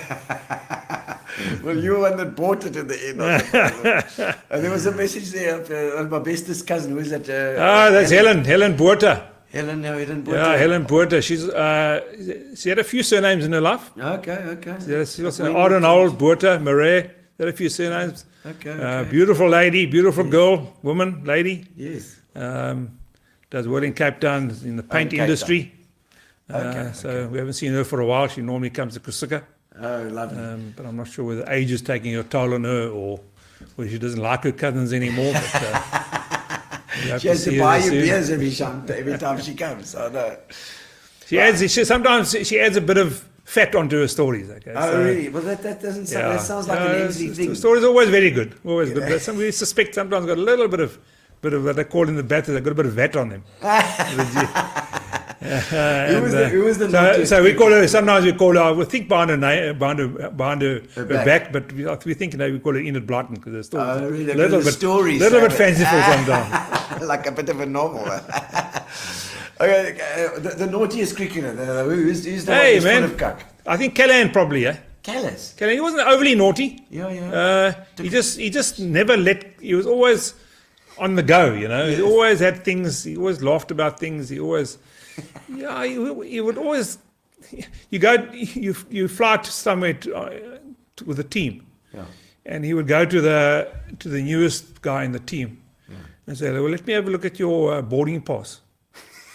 And the guy would give him his boarding pass, and Callahan put it in his mouth and chew it, not quite up, but hand it back to him, this horrible boarding pass, teeth marks on it, full of saliva. And the poor youngster would have to try and go through boarding with this Callahan chewed boarding pass. So Callahan is great fun to play with. He always did funny things. There's a story about him at Super Sport Park, which definitely can't be spoken about on this. Oh, really? James Carsey was my great James guy Cars. as well. Yeah, I wouldn't Yes, say he was yes. naughty. Just full of fun, just full of antics and full of things. Aubrey Nell. Yeah. Get up to mischief in Newtonegg. I mean, he always used to choose the naivest person in the team, and they had a guy, Mr. Swift there. He used to make scones, beautiful scones, with cream on and jam. Lovely. And he would choose the most naive person in the opposing team. And he'd walk up to him and say, Gino, the scones are very nice, but this cream's a bit off. And of course, they'd push the scone into the glass. So there's always a bit of fun with Aubrey around. There's a guy called Mark Collins, who was a wonderful leg spinner at Rhodes University. Nickname was Chirpy. He also had a lot of, none of them were ugly, naughty. They were just full of fun and good to be around. Yeah. Mark Nasworthy saying there, greatest in the woman legend, just a proper human being. Yeah, indeed. Nos, the only. They say that I had no other shot than the 4 defensive prod, and they're probably right. Nos was a cutter. Oh, is it? He was a cutter. That's He would how cut things from square leg down to third man. Is it? But a great cricket enthusiast, great cricket man. Yeah. Yeah, A lot of players come out of those club teams into an EP and then off to Springboks as well. Right? yeah, they do, and they move off into other aspects as well. A guy like Kenny Watson, for example, Yeah. he's done an enormous job at Hudson Park as a cricket coach. Carl Bradfield has gone to St Andrews, where he does a stunning job. Yeah. I see Andrew Birch has gone to Kingswood. Okay. So yeah, these cricketers do find a life for themselves beyond cricket. Arno Jacobs has now become an umpire, and I predict that he'll be an international umpire. Yeah. Piet Botha is a guy who came out of the provincial system and now coaching at Paul Roos. So yeah, they're there. Eh? And do you ever take big risks yourself, or like find yourself in trouble at any time like that? I tried to eat a 6 once. How is it? Yeah. For me, that is a big risk. That's eh? a big risk. eh? one. You got to go for this one. You just go through your mind there. It's like, okay, it's coming up now. I can do this. I had this philosophy that you keep the ball along the ground and you'll never get caught. So try and keep the ball along the ground all the time, because I found that difficult enough. The Marinda For me to try and hit a 6 was a big risk. a big No, I don't think so. I don't think I took big risks. Business-wise, I mean... Reasonably conservative. I wouldn't say I'm a risk taker. Certainly have fun whenever I can get a chance. Yes. Tennis world has given me enormous amount of fun. Cricket was a little bit more serious. Okay. Probably needed to take it a little more seriously. I was probably going to go a bit further in cricket than tennis. But tennis days, seniors, vets, tennis. Yeah. Just unbelievable weeks we used to have together of spirit, camaraderie, hard tennis. The vets, I think the Party at night. vets generally just have much more No, fun. it was, we just had an era there of 10, 12 years. Mark Bladen, Jane Turner, pre-Bladen. Yes. Tony van Sale was a great character. Oh, really? Tremendous sportsman. Played flower for Boerland. Played top class tennis. One of the absolutely naturals. I was his roommate for a number of years, and we had this absolute laugh. You get to know that accent, if you have to live on top Yeah, of so the vets movement was fantastic, and we do things in the evenings, or Thursday evening we were always sort of the traditional do something different evening, and we had some wonderful evenings. One year we actually found a house in Bloemfontein that had sort of like a sunken lounge. Yeah. So here's an absolute opportunity. 70s, very 70s. Absolute opportunity for karaoke. Oh, there we go. So we passed the hat around, Hoi. and then we made people draw for what they're going to wear. So everybody had to wear something different. Okay, right. And we took ourselves along to the house, got karaoke people to come. And we had the most fantastic evening. It is a joy. There's a lady called Greta Delport, who was an international tennis player, very conservative lady. She got dressed up that evening like she would never get dressed up. And we partied, and she said that it's one of the best nights of her life. So that is what vet tennis is about. The next day, we were actually all playing, most of us were playing in finals. But the finals didn't go so well. Didn't go so well for you guys. Okay, now, just recently, now you've been going to from Mauritius to back to PE. I know you've been doing. When I saw you last a couple of years back, you were doing this 6 months and 6 months kind of thing. Yeah, we actually did 2 years there. 2 years. Yeah, it was a golf development in the north of Mauritius in Montchoisy. Okay. And Mark Wiltshire. Mark Wiltshire Golf got the contract to do what they call the pre-opening services. Okay. And given my sporting background, and I've been working in golf for a couple of months, they asked me to go there and handle everything other than the construction of the golf course, so setting up the website, setting up the membership base, procurement of vehicles, setting up the golf shop, designing the. So I didn't do all that myself, obviously. So I had 2 years there, and You have a team there that was working. we had a team there. It's quite a small team. Yeah. Obviously, a massive construction team on the go under Peter Makovich. Okay. And there, we were very fortunate to find an apartment, 1 story up, overlooking Grand Bay. All right. My work was less than 5 minutes away. Worked hard during the week. 1 story up, that means you're just looking across at the other houses and they've all got wires sticking out the top because they don't like to pay tax there or something. It's a No, story. we looked over the bay, so it was you're just right it was there. stunning. I started playing cricket again there. Okay, wow. Northfields Cricket Club. All right. Small, there was only 1 team there playing then, and a lot of other teams from the factories. Okay. And we built it up, and we got a development program going. In fact, we made contact with a school in Port Louis, Okay. who had started in 1700 in Mauritius. Yo. And the headmistress of that school had grown up in India, so she was a great cricket lover. Wow. So we got Gary Kirsten to send out 2 young coaches, Yeah. and we introduced cricket to that school. The name eludes me now. And Yeah. I'll just never forget the first time those guys got to that school and started introducing these young Mauritian children to the game of cricket. And it blossomed, and I'm not quite sure exactly where that particular development has gone, but I know Love to Northfield see Cricket that. Club has developed enormously since then. And Yeah. it's a thriving social business, really. It was our social life, amongst other things in Mauritius. It must be amazing to watch those little guys starting and build a culture of cricket there. It was, yeah. You know, before I went, I looked on the website and I said cricket in Mauritius. Yeah. And it said there cricket in Mauritius is played by expats and overzealous locals. It's not going to be much cricket. So, but you know, you're attracted to the game. It's like a magnet to you. So I couldn't help myself trying to find the cricket field. Yeah. And then I found it and I looked at it. Okay, that's quite nice. Lekker. I went back there and then we did practice one evening and Yeah. drinks afterwards. And Nice. a great mate there called Rob McDonald, who had a hair down to here, Yes. a beard down to here, ex-Zimbo, never wore shoes. Okay. And we just had, and I sort of played a bit, but I also umpired. And it's had a great fun there. And played some golf. All right. Well, I think we got one more thing there before we get into the getting to know you section here. Remember you, Gavin Fraser, and myself as schoolboys playing for Warmer Festy? I do indeed. I didn't play that much against or with David Payton, but Gavin and I played a lot of cricket together. Yeah.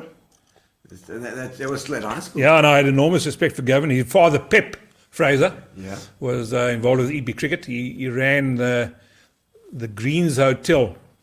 Now, you've got to go back a long time. Greens. The Greens Hotel is in Govan and Becky, Yeah. sort of somewhere near Patterson Roadish, that part of the world there. Holy moly. The Greens and the Lions Hotel. There somewhere, the Yeah, lion, and- the red lion or something. And Pep Fraser used to run that, and I remember my dad was a EP cricket selector. Okay. So he would come down and stay with Pep. Yeah. And then I'd share a bed with my dad and watch cricket as a little 8-year-old. Was your dad also, because you were selected at one stage as well? Yeah, he was a farmer. Okay. He played cricket for EP for 10 years, had a great love of the game. Yeah. And that's where I think I got my love Yeah, of cricket from. And he was a servant of the game, and he used to be an EP selector. In those days, if you live in the country, you could well play cricket for EP. Yeah. In fact, when he played in the middle 50s, at some point in time, there were 6 and maybe 7 people from Grahamstown playing in the EP cricket team, which is sort of unheard of nowadays. Yeah. Okay. Well, the schools are still strong, They are. Yeah, schools are very strong, eh? Schools are very strong. The standard of cricket is good. Yeah. Because I think you're getting a lot of the ex-players finding homes at schools as coaches. Are you at Woodridge? You were teaching at Woodridge for a while, or coaching at Woodridge? No. What? Is that No. early days? No, my Woodridge involvement is only in the last year, two and a bit years. Oh, 2 and a bit years. Yeah. Okay. Yeah, So- they after the fires, they had to Yes. reconstruct themselves and regroup, and they felt they needed a business manager to look after the non-academic side of Woodridge. Okay. So it's the estate, it's the fields, it's the HR, marketing, finances. All right. So IT. you're doing a bit of everything. Yeah, so that all falls under me at Woodridge under the title of business manager. So it is the most wonderful job. I'm thoroughly enjoying it. Well, it's looking absolutely beautiful. Yeah, the Right school's past. fantastic. It has They've got those solar panels which make me so jealous. Yeah, it really is. It really is a. I didn't know. I knew a lot about Woodridge, but I didn't know it intimately before I got there. And it's a real gem. Eh? They talk about Woodridge more than a school and experience, and I don't want to be seen to be given cheap shots here, advertising spots, but no, it's absolutely fine. it certainly is attendance at Woodridge is certainly experience the range of activities a child can do and the kind of atmosphere that exists there is really so powerful Brilliant. as we're trying to construct a new country. And I know that I mean, in St. Francis, they always send their lifeguards out to St. Francis. To Yes, take we're care of their very proud of our lifeguards. Yeah. We think Woodridge Life Saving Club is the only school club, Yeah. they say, in the world. I'm not sure about that. But Woodridge won the East Cape Life Saving Championships this year. Oh, fantastic. So we're getting a lot of migration. There's a story happening recently as well. I think there was also That's right, some- Nippers 2 years, yeah. So we're finding a lot of migration, COVID-wise, off to St. Francis. So we're getting a lot of those children there that are good swimmers and add a lot to the fibre of the school. Lovely. I see Carl Balmester still there saying, David, looking good, remember? Christmas Day in the Maitland Hotel. Balmester's my roommate. Tell me, is that a story we can tell? Yeah. No, I think we told it on Carl's show. Where we went to Bloem on Boxing Day for EPB against Free State. Carl came as 12th man because Bob White was injured the day before. A car kicked him.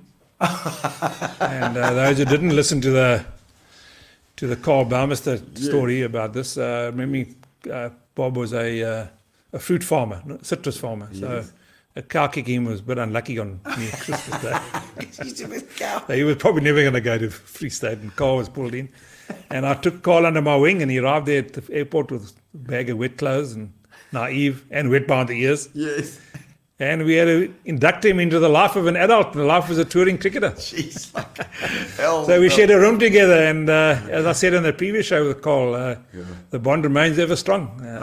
First person to phone me my birthday, first person to wish me luck this morning. So, lovely, man.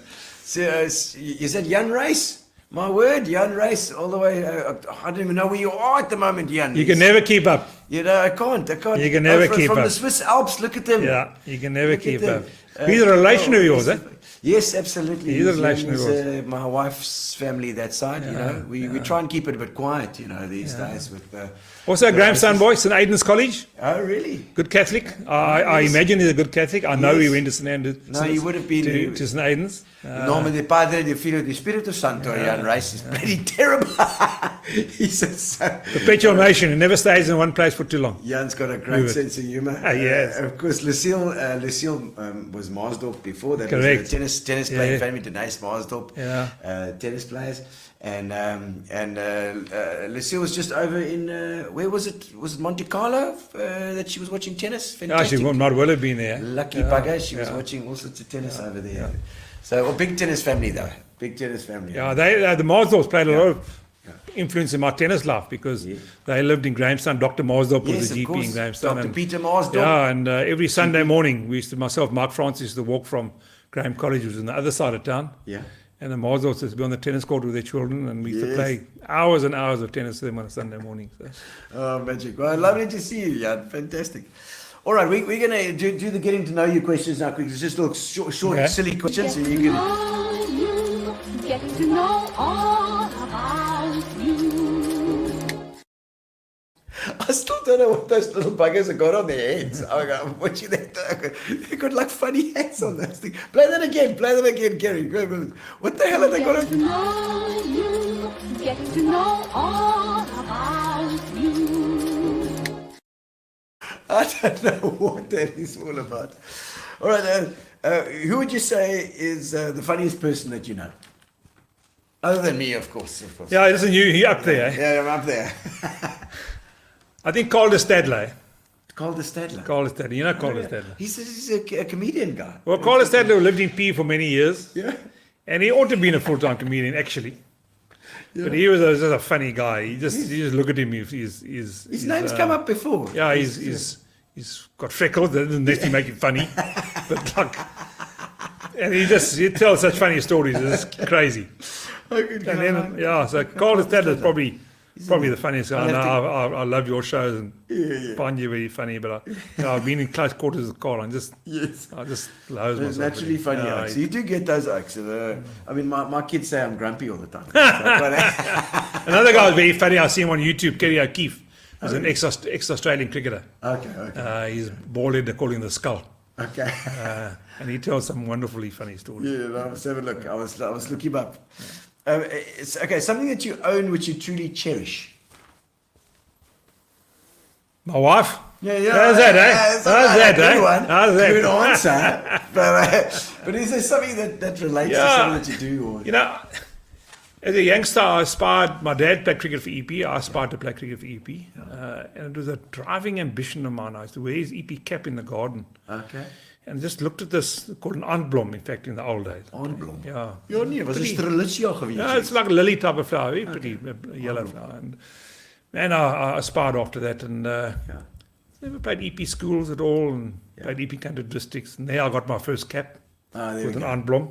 Okay, you got the EP country. aandblom. That just sort of satisfied me. And I had to drive to earn it properly. Yeah. And But it's because of the meaning, I suppose. yeah, I think so. Yeah, and cricket is part of my life, and my dad's at EP cricket was part of his life, and it meant so much to us. We watched so much of it, and then I got my first EP Proper cap. one. And that And then was, did Neil steal the other one? yeah, he stole the other one. So I got it there in my, I'm not a big hoarder of memorabilia. Yeah. But much to my wife's irritation, a couple of my caps hang on my wardrobe or on my dressing table. Okay, so you keep your caps. And my EP cricket caps there. And Is that the one? yeah, and, Yeah, that's good. my high jump effort. Oh, yeah, high jump. Yeah. I got a bronze medallion certificate for life saving. Oh, really? Okay. But it was a bit of a jipper because I was at Rhodes University doing phys ed, and I could do the other stuff like the mouth to mouse and the theory, but Yes, I couldn't swim in the right time. Oh, I see. So I had a friend called Jeremy Fieldsend who now coaches tennis in Is America. that relation to Pat Fields? No, Fields End he was. Oh, Fields India. Endley. Fields End. Oh, Fields Fields End. End, Oh, Fields End. Oh, jeez, okay. So he was doing his masters at the time. So I said, listen, I'm doing my last time trial now. I need to get my bronze medallion. And you're going to be the time trialer. All right.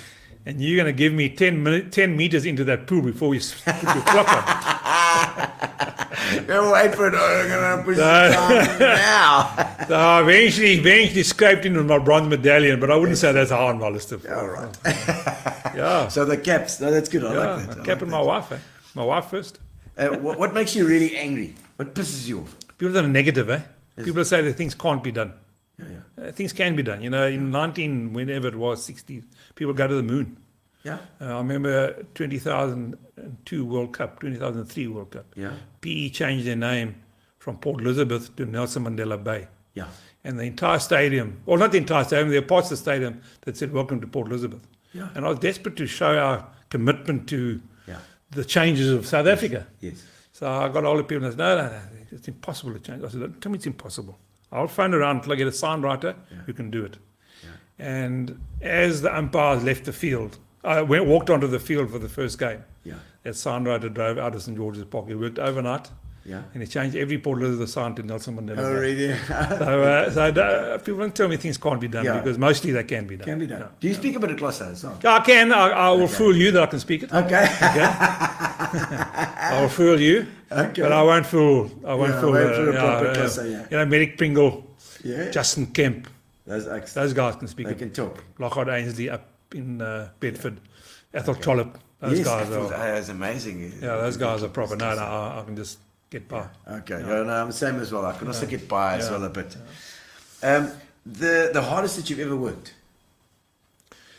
I think Cricket World Cup 2003. Wow. Okay. We were awarded the semi-final against the odds. Okay. And I really was keen to make that thing work because a lot of people invested a lot of faith in us. Yeah. And I spent many, many hours before really computers were, so you had to go to the office to work. Yeah. Okay. So many hours I spent making sure that we're crossing T's, dotting I's, Yeah. getting there early in the mornings. Are you a perfectionist like that? Yeah, I am. I really am. I'm not a perfectionist in terms of my neatness at home Yeah. and things like that, but I like structure and I like things doing properly. And Okay. so I say spreadsheets for the sake of spreadsheets, but Yeah. structure, organisation, I like that sort of thing. Okay. And, that stood me in good stead. And I learned a lot of that in the motor industry, in fact. That's a special yeah, talent. they drill it into you. They don't. You must have known my uncle Nedo Fabri then. Yes, very well indeed. Yeah, Nedo. Yeah, He was that guy. That's how you were in the motor industry. Yeah, he was organized Yeah. all the time. My Uncle Nedo was very Yeah, organized. he was. very He was always a fun guy, Nedo. He was- Yes. Oh, my word. Most physically painful thing you've ever experienced? Oh, my word. A couple of months ago, or a year or so, I went to a hairdresser. Oh, yeah. So I said to him, ears and nose hairs, please. I thought we were going to get the clippers and just in goes the pipes, in comes the wax, ears. Oh, and I said, what have I done here? And I pulled these damn things out. My goodness gracious. Did your eyes water? No, never go back now. I'm very explicit. Very explicit when I say, cut my ears, cut my nose. Well, it's looking very good, Dave. Looking rather handsome. So yeah, that is painful. I suppose there have been other times as well. We always used to joke with our wives to say that getting out for a duck is more painful than childbirth. But probably not. Yeah, no, probably not. I don't think so.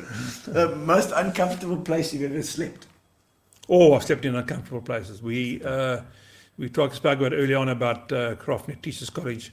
Yeah. And we had a guy called Stan Morgan, who was our lecturer, hardcore guy, very fair, very good guy, go do adventurous things. Okay. And he didn't think it was necessary for us to ever sleep in a bungalow or something. So we would play cricket against Worcester Cricket Club, actually. Worcester? Yeah, Worcester Cricket Club. Okay. And then he just asked the guys beforehand, obviously, can we sleep in the changing room? And the Worcester change rooms were damp. They were obviously hard concrete. They're just saving money. There's your sleeping bag, sleep on the floor. You youngsters say you do it, eh? On the army, obviously too. In the army, Yeah, you oh, sleep you in got crazy army. places. Did you go to border? I went to the border for a couple of months. Yeah. Okay. Yeah, it's tough. Yeah, I didn't volunteer for too much action there. Yeah, sure. Did my bit in this phony war that existed then. Yeah, Think back in it Jesus. now. What a waste of time Yeah. and money and effort. Absolutely. Lives. I agree. Okay, so cricket, sleeping in the change rooms can't be Oh, great. 20 and Sati, you might listen to this. He'll remember sleeping in the changing rooms. We just save a bit of money on Airbnb. Yeah, why not? I mean, I don't feel I'm any worse today because I slept in the changing room for one night in Worcester. Showers are there the next day. Your biggest weakness?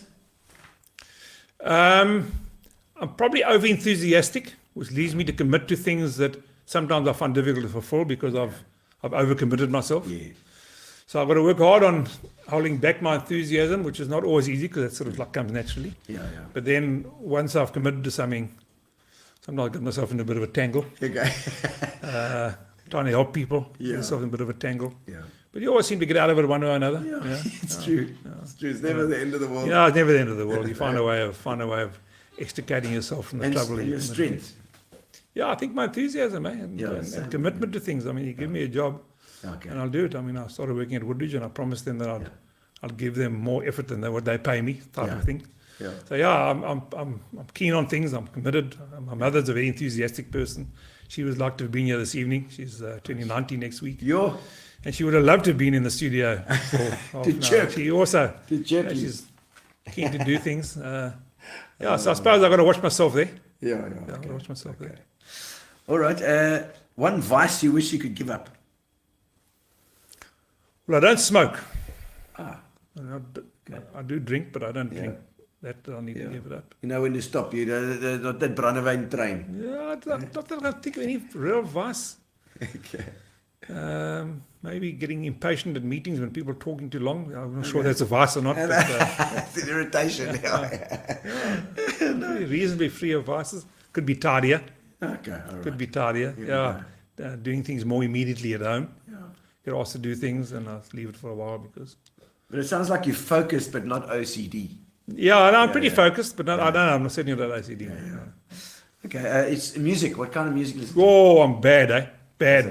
Bad with music. What's Bad. bad? I can't Bad hear music. I can't hear music, You can't hear it. and I don't know names of bands Is it? or songs. You didn't ever buy any. No, I did in the old days. Yeah. What was your- LPs. Can you remember the first one you bought? I bought one with Dwayne Eddy. Dwayne Eddy. Now, nobody would ever heard of Dwayne Eddy. No, I've heard of Dwayne Eddy, but I He don't was know a his songs. guitarist. Okay. And my parents used to buy these like postal orders in those days on Yeah. the farm. We had a little playing record. Dwayne Eddy. And then, Was it like Reader's Digest? yeah, it was one of those type of things, eh? Okay. And then we used to buy LPs. It was a great Marboy Lollipop. Jennifer Eccles.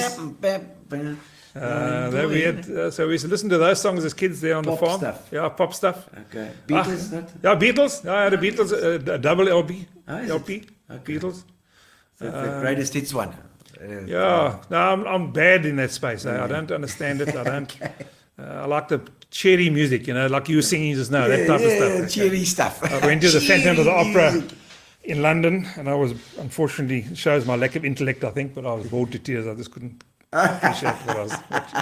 Ever one of the shows. The West But I like on those tennis tours, you go on. Your cousin Roy Robin Rock Williams is- Bocky, Captain. Okay, Quite fun. Okay, I like it. Okay, a couple more questions. Let's see. Your guilty pleasure. Guilty pleasure is, don't have it very often, Yeah. when I can find myself some samp. Samp. You like a bit of. When you grow up on a farm, you're doing mush. Mush, yeah. Mush. Good stuff. And if you can find it, I don't find it So I anymore. haven't found it for ages. But I used to have a neighbour at Kusika called Peter Long, Uncle Peter. Yeah. Is that Peter Long the builder here? No not relation. you. He's no Okay, grandson. okay. So he used to have a calabash, Okay. and he used to come along now and again with mush and mice, which is And mice. sour milk. Yeah. Yeah, that's good. Yeah, so I haven't had that for a long time. You make me list for it now. Let's try and find something there. Let's try and My wife makes lovely carrot cake.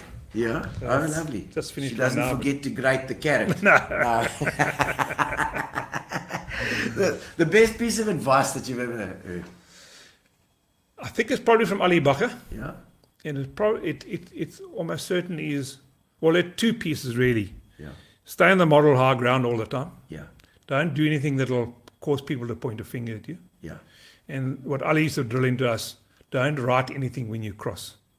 In fact, try not write anything at all. Yeah. Pick up the phone and phone the person. Yeah. But if you write something when you cross, just put it in your drawer, leave it for 24 hours, read it through the next Read it day. again. You'll change it. You may be not as cross, Yes. and you wouldn't have. You can't cry over spilled milk. Yeah. Once So it's that is- sent, that is don't a- send that email yeah, straight yeah, away. Just yeah. keep it in the So draft that is a box. good lesson, because you work as a human being. You commit to things, and you're enthusiastic, and you live things. Yes. Things don't go your way, and you react. Yeah. Just yeah. stay off it and stay in. Let it cool for a Yeah, while. let it cool for a while. Yeah, and you can do yourself a lot of favors by just Yeah. standing back a little bit and Okay. and staying on the moral high ground. That is keeping yourself above criticism if you can. Yeah. Not always you can. If you could switch lives with a person for a day, if you're forced to switch lives with a person, I'm going to say forced to, because who would you go for? Oh, because I'm such a poor golfer, I wouldn't mind playing golf like any else. Okay, not Tiger Woods though. You see what I mean? No, You'd Tiger have to also. Tiger also, but Ernie's our man, eh? Ernie's Ernie's our our man, yeah. Yeah. If I could play golf like Ernie for a day, or a little bit like him for a day, it'd be quite fun.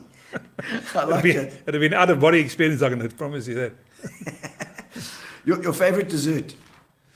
I like dessert. I'm just apple crumble, I think. Apple crumble. Yeah, I Easy like one, apple eh? crumble with some custard on it. My wife Then I have a likes very to do simple that. dessert when I go on holiday in December. I make myself good old-fashioned jelly, trotter's jelly. Jelly. Trotter's jelly. Good Lord, man, that's what they have in the hospital. They do. They do indeed. Go ahead, your tonsils out. Here's some jelly for you. Take it away. Trotter's jelly and some custard. Custard and jelly. I would say apple crumble is my go-to. That's a good one. It is a good one. Did you? The priciest thing you've ever splurged on? I bought a jacket once. How is it? Yeah, thought I was rich. Kind of jacket. No, it's an ordinary, very smart jacket. When Warriors were playing in the Champions League, Yeah. which is in South Africa, I was the manager, Okay. and we were given very generous S&T allowances, Oh, nice. like in dollars. Okay. And I was staying in Joburg in Sandton, Yeah. and I always wanted a linen jacket. Okay. Oh, right. Nice. Oh, linen one. Yes, very. My friend Portkid used to have a linen jacket. I'd be like Potty. Yeah. And I walked past this Giovanni top shop. Okay. Oh. Yeah, Giovanni. Very Yeah, nice. yeah. Very good Italian. So I popped into the Giovanni store, and bought myself a linen jacket. But Nice. it didn't prove to grace. I said, creases badly. Smoking jacket kind of. Yeah, that type of thing. Yeah. Like a Hugh Hefner. Yeah, we go. You. So it's a bit of a splurge. Yeah, so it's a bit of a splurge. Eh? I like that. Yeah. I like that. The most high risk, low reward thing you've ever done. Oh, high risk, low reward. Yes, I remember.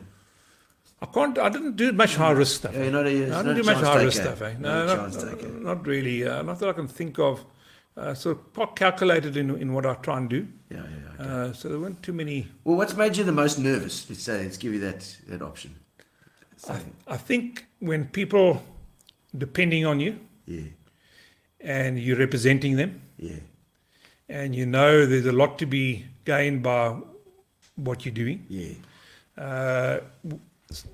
2001, they put the World Cup opening games, semi-finals and finals out for tender. Wow. Okay. And we had to apply for one of those Yeah, games. pitch for it. it. Wow. So Cape Town, I knew that Cape Town is probably always going to be the opening game because of Cape Town. Yeah. Wanderers always going to get a game. Mm-hmm. And there was Wanderers and there's Centurion, Supersport Park, Yeah. Durban, ourselves. Yo. So I spent a lot of time preparing and putting this pitch together. Went into the room and pitched to a very high-profile group of people. Okay. Professor Michael Katz was one of them. Yo. Professor Jack Scadwell was one of them. So I wouldn't say the whole of PE was on my shoulders, but Yes. I certainly felt, if I can clinch this one, it'll be good. Yo. And I think because of maybe the quality of our presentation, I spent hours and hours on it, consulting people. And then they gave it to us. Wow. Yeah, and so they freely sort of say, without being too above myself, that it was my commitment to that presentation that convinced them, Yeah. Yes. So you asked me what makes me nervous is when I'm representing people and they're Yeah, they're relying on you. relying on me, yeah. Yes, it is. Okay, last little one here. Let's see. What would you want to be remembered for? Just being a decent guy and people who help people. Eh? Who had compassion towards people, who gave up my time for the betterment of other people, who improved life of other people. Yeah. Not real ego, I don't think. I mean, everybody's got an ego. Yeah. Not really any self-serving stuff. Nuts and bolts kind of thing. I just want the guy to say, there's a good guy there. Eh? He served us well, served his community well, tried his best all the time. You find these, especially now with the internet age, things are simpler than were, in the old days when we can see behind the veil. You see the guys that are working hard, and guys that are just get done. I've got no real desire to be remembered as a legend in anything. Just a good, decent human being who just did his bit for. Yeah. And that's an Albany farmer kind of attitude. I love it. I absolutely love it. Keith Burns, Dave, you're a legend, my friend. There we go. When I drank a fair bit of you. He was in Mauritius with me. Oh, is it? Oh, fantastic. So we shared a lot of whiskey together. And Chantal Boert is saying, awesome, Dave. Fantastic, Chantal. Thank you. Fires, thank you. But always, when Fires is full of enthusiasm. Isn't he just, eh? I just love Fires' enthusiasm. Except when you ask him at 75 overs to bowl uphill and into the wind. Oh, no. On a flat track. He doesn't like it. His enthusiasm would just wane. Would wane a little bit. There we go. Burton Forbes, BF, Dave's MD. How's it my China students? Burton. Well done, Birdie. Hello, I heard that how's it my China. Now that saying comes from China plate. You know that? Did it, eh? Yeah. My mate, my China plate. It's that what do you call Cockney slang? My China. That's my China there's plate. There's the George Stegman. Sounds Automotive. There we go, George. Sounds Automotive. We believe you were the singer for Sounds Automotive, George Stegman. I was very pleased to hear that. And Barbara Manners online, a very good interview. Thank you, Barbara. It's been lovely. I think it's been such a warm interview. It's been fun. Eh? Thank you. I was enthusiastic about coming here, but when Gary phoned me, invited me. I don't know. I'm sure the other people, but it's been fun. We've had a chatter. Yeah, absolutely. And okay, so final questions. Your most embarrassing moment, if you can remember it. Yeah, I've had a few, eh? Yeah. I've had a few. Okay. Probably the Duck Pond Pavilion was built at St. George's. Yes. John Rushmere was on. Yeah, indeed, John. Yeah. And he designed a little path at the back, which he said great was demolished. expectations and even greater financial model that would pay off this duck pond in a short space of time, because all the people are going to come back and watch cricket, and it's going to be full, and this is going to be land of milk and honey. Okay. Yes. Reality tells us that the crowd didn't come like we thought they would. The duck pond was quite an expensive build, magnificent building, expensive build. EP couldn't keep up with the repayments. So we had to, we were standing in the face, so we had to make peace with Murray and Roberts who were there. Okay. So myself and my president flew up to Joburg, and we met with Dr. Bacher and Joe Pomensky, who'd arranged for us to see the financial director, Murray and Roberts. Yeah. Now, you don't get to see the financial director of Murray and Roberts that easy. Yeah. And you go quite a long way to heaven to get to his office. Or you have to owe him a lot of money. And you owe him a lot of money. Like 98 million, okay? Jeez. So we now plead our case. And he was a lovely guy. He was at Kingswood, actually. I forget his name now. He had like a local surname. Okay. And knew guys that I knew. So it's a Grindstone bar. We're in there. We told all our oldest clothes to show how poor we were. And we pleaded poverty. And we sort of did this deal, which was very much in our favour, extremely much in our favour. Okay. It was a Friday afternoon. Sure. Go back to the airport, flying back to P, very relaxed about this deal, because stuff they've just written for a whole heap of money. Yeah, fantastic. I get on the plane, and they delay you when you're boarding past that. You say, something's happening here, and I should write on it. Hey, you've upgraded me to 1A. Okay. Nice. Now, upgrade. Now, I don't know that the FD of Murray and Roberts is on the same plane. Okay. So he comes up, first person he looks at is me. In first class. Yes. Duck Pond Pavilion, business class, first class. Doesn't make sense to me. What's going on here? He proceeded to the back of the plane. And I met with him afterwards, and we had a bit of a joke about it. But it was, I wouldn't say overly embarrassing, but certainly I didn't. Unfortuitous moment, yeah. And the proudest moment. Yeah, proudest moment. A couple really winning that World Cup bid. Yeah. And then getting the franchise. The Warriors franchise initially allocated to East London. Oh, wow. It spent 2 years in East London, which probably wasn't his rightful home given the size of St. George's and the size of Port Elizabeth. Buffalo Park. And fighting a 2-year battle to get that decision turned around. Wow. And the announcement that the franchise is coming to Port Elizabeth. And with that was finding a sponsor. Yeah. Great moment in my life when Chevrolet. I was watching rugby in Bloemfontein, playing Grey Bloem. Yes. I got a text from my friend Des Fenner, who was a sponsorship manager at Chev. So it's just been approved. We're on, good to go. That was a huge sponsorship, and that led to us being able to do the job properly. Get a few more players. Get a great song from centre stage.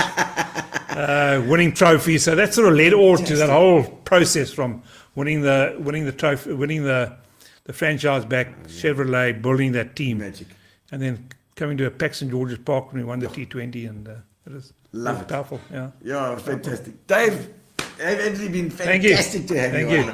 And I love the stories. You are a storyteller, man. And it's the Albany vibe, man. I love it. I absolutely love it. Thank you for coming on. And thank you to all of you.